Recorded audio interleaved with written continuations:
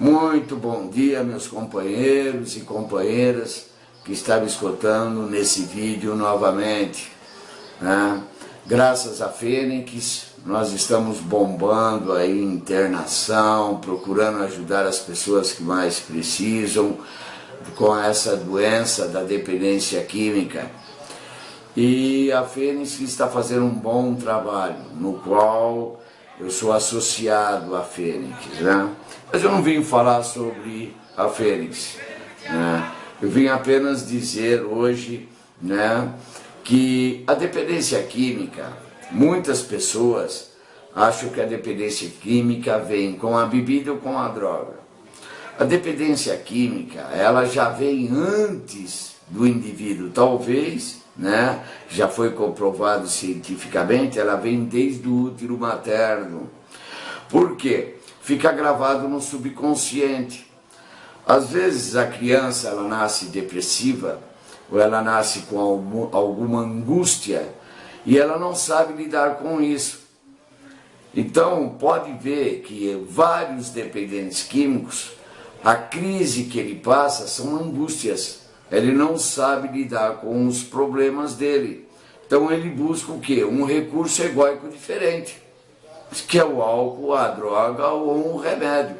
A mesma situação do que uma pessoa que está com depressão, o psiquiatra receita um tipo de medicamento para ele sair dessa depressão. Mas muitas pessoas, infelizmente, morrem de depressão, né? E essa depressão é causada de que maneira? Ou às vezes, certo, fica grudado no subconsciente certos lixos, né, da vida, e que as pessoas não limpam de jeito nenhum, né? Isso é constatado tanto religiosamente, certo, como espiritualmente e como cientificamente, pelos médicos. Senão não haveria dia de hoje a pessoa procurar um dependente químico, procurar um médico do INSS para o médico dar uns dias, de uns meses, certo? De que ele ficar em casa, buscar uma autoajuda, certo? E depois, quando ele volta, ele dá alta para ele. Uns continuam até a aposentadoria. Então o que eu quero, o objetivo meu de explicar, né, nesse sábado maravilhoso, é o que está acontecendo na área da dependência química. O porquê? As famílias não entendem que a pessoa já nasceu com aquele problema. E aquele problema gerou um vazio dentro dele que é descontrolável. Então ele precisa de buscar um recurso egóico, mas de baixo nível, que é o álcool e a droga, ou comprimidos, né? E o que acontece? O dependente químico, quando ele age na base da compulsão, ele não sabe lidar com ele mesmo. Ele não sabe lidar psicologicamente, né? Ou na base, certo, da sua ênfase de lidar com as suas situações, com estudo, trabalho, tem dificuldades. Vocês podem notar que as famílias que eu recebo, né, falam engraçado, ele estudava e de repente parou de estudar, ele trabalhava, parou de trabalhar, o meu marido era caminhoneiro e de repente começou a tomar certas atitudes estranhas dentro de casa. Mas toda essa situação, nós temos que considerar que é uma situação de risco que o dependente químico está pondo contra a própria vida, usando drogas ou qualquer tipo de drogas, né? Senão não existiria cracolândias por aí. E hoje existe em cada bairro de cidades, né? E pode ser São Paulo, Belo Horizonte, Brasília. A gente vê pelas reportagens, em todos os lugares tem cracolândia. Por quê? As pessoas se tornaram mais doentes. Tão doentes crônicas que largaram das suas famílias, largaram dos seus filhos, largaram das suas esposas, ou largaram dos seus maridos, para viver no controle da droga. no controle do álcool. Então o que acontece? Quando a pessoa traz um dependente químico, para uma clínica de recuperação, a gente puxa todo o histórico do indivíduo.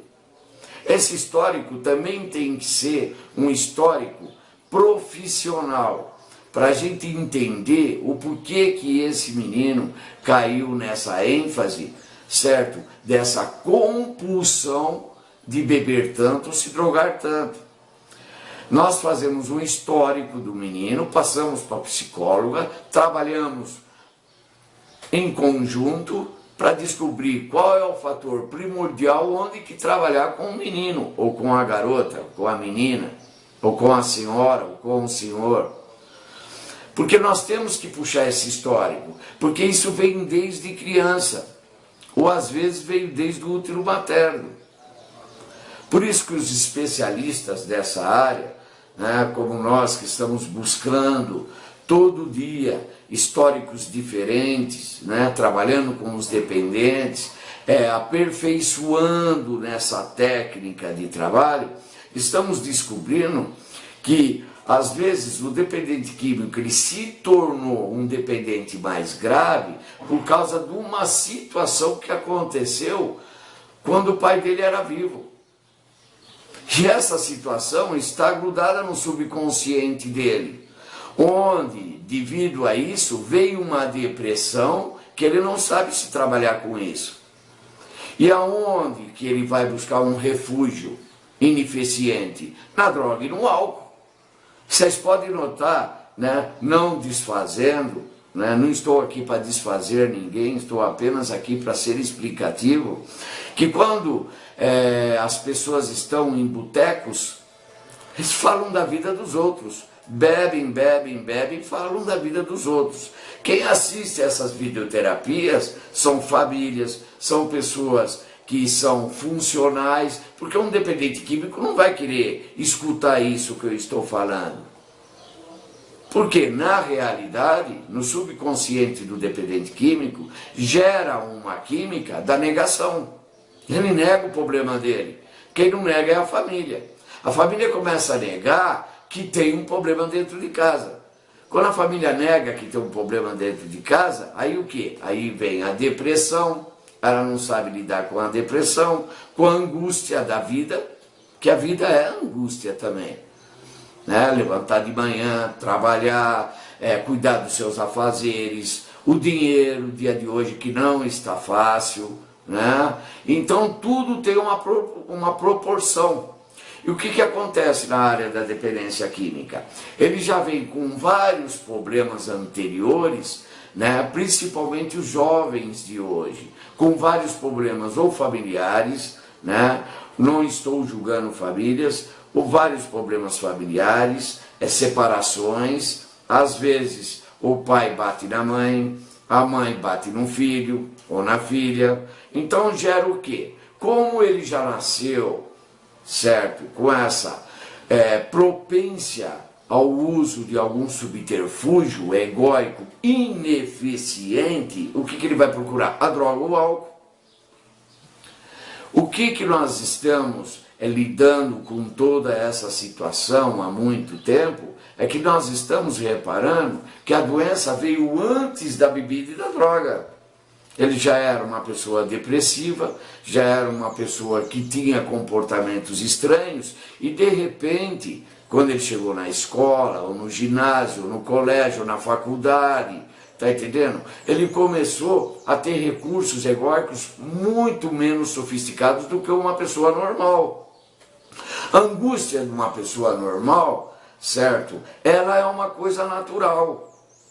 O levantar de manhã, o trabalhar, o cuidar da sua firma, ou cuidar do seu trabalho, ser um empregado. O dependente químico já não. Ele tem depressão para toda a situação, né? Principalmente para o trabalho, principalmente para as angústias que ele sofre dessas angústias e ele não sabe lidar como, por falta da serotonina, dopamina e endorfina, que já foi dado cientificamente. Quando ele entra numa clínica e começa a compreender isso, ele participa de um NA, né, Narcóticos Anônimos, participa de um grupo de apoio, ele vai entender que o outro que está falando é o mesmo problema dele, só que de um modo diferente, porque a personalidade dele é diferente da do outro. Porque a angústia no dependente químico é uma fase que ele vai buscar a dor e a euforia. Aí eu busco a droga para obter a alegria, a euforia, e vou buscar a dor, me entrego à dor para buscar o prazer novamente. Isso já foi falado em várias videoterapias que eu dei. Então o que está acontecendo no dia de hoje é que nós precisamos, certo, fazer o histórico do menino e da família também. O que está acontecendo dentro da sua casa? O que está acontecendo com o seu pai, com a sua mãe? Há alguma separação, alguma briga, algum problema? Porque o problema se torna nele mesmo. E ele, para fugir deste problema, ele vai usar álcool e droga. Ou vai usar uma droga que é um suicídio lento. Pode ver que a maioria dos dependentes químicos, que é uma doença grave, não é um fenômeno de uma doença severa, ele vai buscar uma química para aliviar a dor que ele está sentindo na mente ou no corpo. Por isso que a doença é mental, é espiritual e é física. Por isso que existem esses três lados para trabalhar. Primeiro o físico, depois vem a mente e depois vem o espiritual. Enquanto o dependente químico não entender isso, ele vai ficar, que nem eu falei da outra palestra, ele vai ficar cada vez mais doente, depressivo, egoísta, egocêntrico. E de repente ele não vê nada na frente, ele só vê a droga e o álcool. Nós estamos recebendo meninos que nós estamos internando em várias comunidades que estão vendendo o carro a troco de crack, a troco de cocaína. Outros vivem tremendo, chegam num boteco ou num bar e bebe um copo de pinga para limpar o banheiro do rapaz que tem o bar. E depois que ele limpa o banheiro, ele bebe outra pinga e vai para casa. Ou ele compra um gorote de pinga pedindo por aí para beber. Olha, vê qual é a situação que o dependente chegou por uma situação pior de uma doença que está instalada dentro dele. Por isso que nós profissionais, nós temos que entender perfeitamente que a ciência e a medicina, eles não estão errados. Eles estão completos na sua eficiência de buscar uma solução para o dependente químico.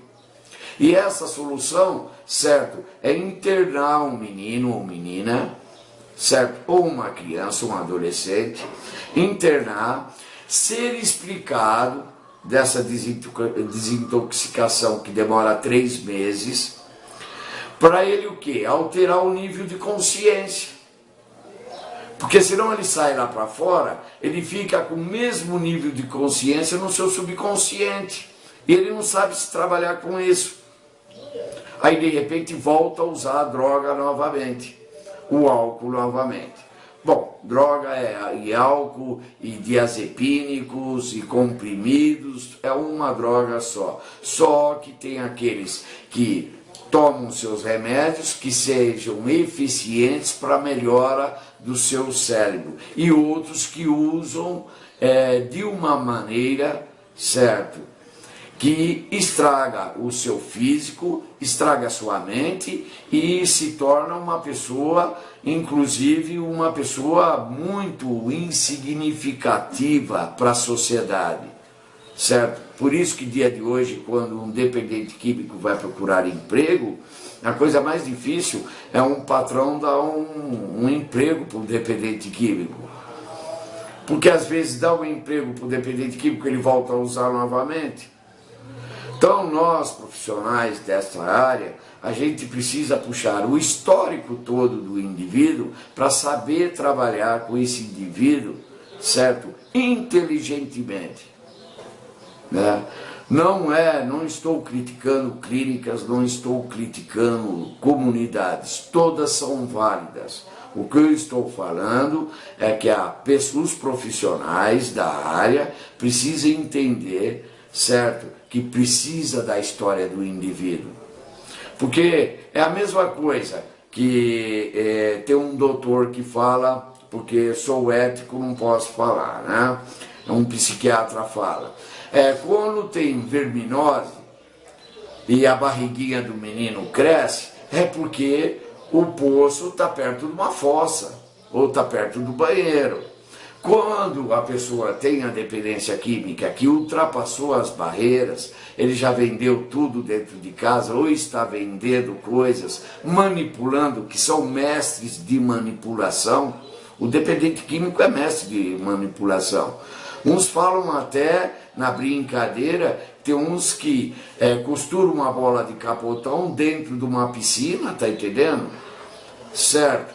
E demora 10, 20 minutos costurando essa bola de capotão, de tanta manipulação que ele se torna, para usar a droga e o álcool. Quando nós percebemos que essa doença está se agravando, a gente faz um trabalho muito mais na base científica no indivíduo, num processo DEITOP, que esse processo eu aprendi com o padre Haroldo, né, em 1983, certo? Que foi lá que o padre me deu todos os cursos que precisavam me dar, e eu fui entendendo, no qual eu fiz estudos e estou fazendo até hoje. Né? Então, eu quero que vocês familiares entendam que às vezes vocês têm um dependente químico dentro de casa que está sofrendo de um vazio tão grande, certo? Que estão procurando recursos egóicos não eficientes. Porque a pessoa, quando está em recuperação, ele vai buscar recursos egóicos mais eficientes. Como um recurso egóico mais eficiente? Trabalho, família, responsabilidade, e no começo tudo é Deus, da maneira como Ele compreende. Então era isso que eu tinha que falar hoje, né?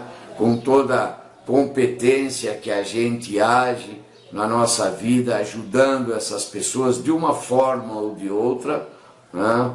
Agradecer a minha empresa, a Fênix, que está ajudando muito as pessoas, no qual também estamos sendo ajudados por pessoas, para ver se pelo menos minimiza esse problema, que o problema está crescendo cada vez mais, o problema cada vez mais está crescendo, certo? Agora, atitudes, todo mundo toma, as autoridades tomam atitudes. Aí vem um lado social e acham mal daquilo. Está virando um pandemônio tão grande, certo? Que hoje existe Cracolândia em cada bairro que a gente vai. É só pegar o carro e começar a dar umas voltas por aí. De madrugada, a gente dá uma volta mais ou menos para ver as consequências da vida ou qualquer coisa assim. A gente vê pessoas andando de sandália ou descalço, porque já trocaram até a sandália do pé para usar droga. Meus amigos, mais uma vez eu agradeço a todos vocês, aqueles que estão assistindo todos os meus vídeos, e eu tenho que agradecer principalmente a um poder superior que me colocou nessa situação para me ajudar as pessoas que mais precisam. Quando precisar de mim, é só me procurar no Face, o meu telefone, certo? Que eu tenho um companheiro que ele me vê toda essa situação, porque eu trabalho em várias clínicas, dou terapias em várias clínicas, dou reuniões em várias clínicas, em várias escolas. E se precisarem de mim, eu dou totalmente o meu apoio. Muito boa tarde e agradeço a todos.